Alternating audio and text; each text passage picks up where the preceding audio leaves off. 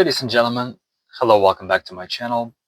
So in this video, let's read on Disappearance of Two Princes of Tower of London, which happened very long time ago in 15th century, and the year was 1483. Okay, let's have a look. What truly happened with princes, those princes, two young boys.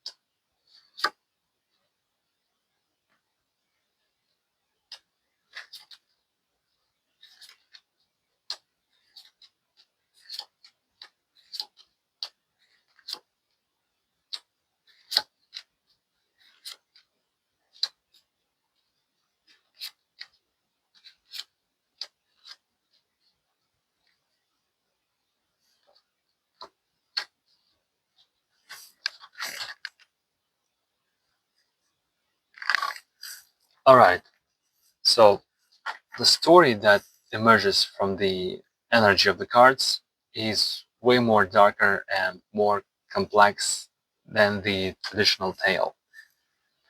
It isn't a single clean assassination ordered by one man, but a chain of betrayals, political fear, and the involvement of more than one faction.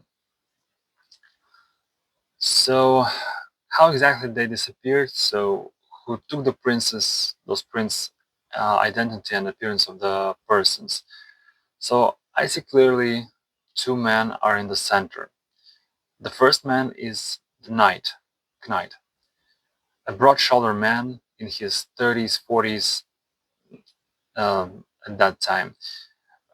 Dark hair, stern face, wearing what would have been high-quality livery. Um, he was not a noble, but a trusted military type servant. Someone used to follow the orders, a brutal one, orders. He acted quickly, aggressively, and with a little hesitation. His motive was loyalty to a higher lord and the promise of reward, but not personal hatred of the boys. And the second man was the keeper, older, late 40s, 50s, lighter hair, narrow features, a calculating, cold expression. He had a gentler outward manner, but inwardly he was far more dangerous, and he orchestrated the plan. And his motives was to prevent civil war, to protect the power of the faction he served, and to secure favor for himself. He was the strategist, strategist, uh, the one who ensured the cover-up. He didn't kill the princess directly. He arranged the circumstances and the people. So neither of these men acted entirely alone. Uh, they were agents, uh, agents of powerful noble figure fearing the boys. So yeah, they fearing the boys just claimed to the throne. So what actually happened to the princess? So the boys were not killed immediately because the energy suggests they were moved at night quietly and under the guise of protective relocation. They were separated from their attendants. Uh, the older boy understood quickly that something was wrong, and both were kept for several days in a hidden chamber within the uh, tower grounds. Not the main tower, but an auxiliarily, not sure the word correctly, but auxiliarily structure connected by inner passages. So the end came suddenly and very brutally. So there was a struggle. The older prince resisted and fought back, which is why the killers were forced to act quickly. Because of that was smothering combined with restraints, not stabbing or poisoning. It was meant to be quick, silent, leaving minimal blood. Um, the operation was not elegant, elegant. It was heavy, like elegant, heavy, panicked, and desperate. So the man wanted to finish the task before dawn.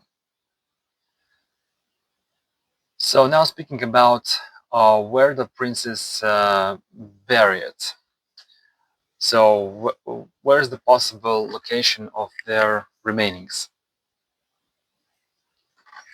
So the cards strongly suggest following things.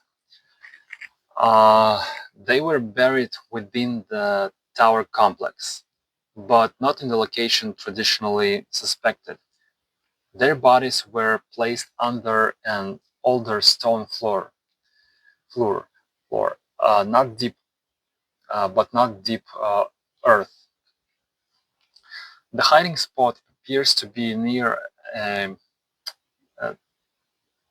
disused, disused storeroom or passage, a place that was later rebuilt over, possibly during Tudor modifications.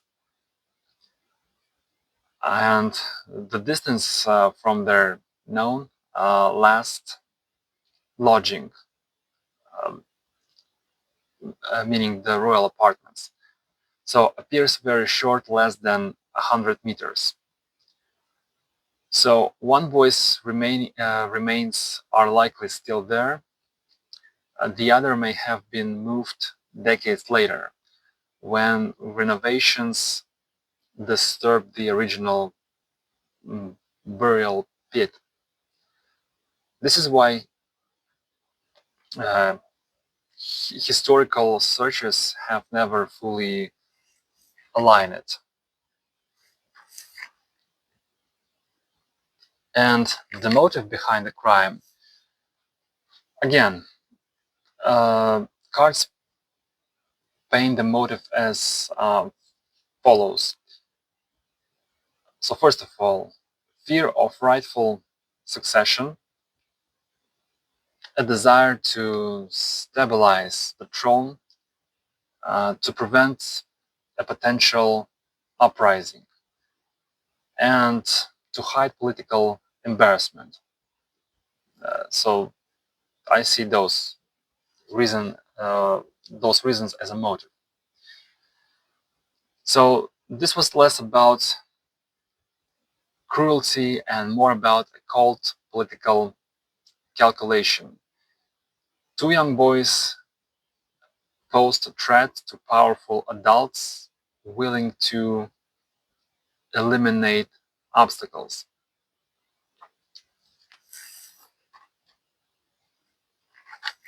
And the final insight on this case. So this was not a mystical vanishing or a single uh, uh, villainous act. It was a political execution hidden under layers of obedience, ambition, and fear. The truth was known by several high-ranking men, but only two carried out the deed. And they were chosen only because they could be silenced afterwards. So this story remains buried quite literally, just like within the tower itself. So, and that's pretty much it. There's nothing more for me to add. Thank you guys for watching, for listening. Subscribe to my channel, please. Hit likes, write your comments, post notification bell, and see you guys very soon in the next investigation videos. Thank you, and bye for now.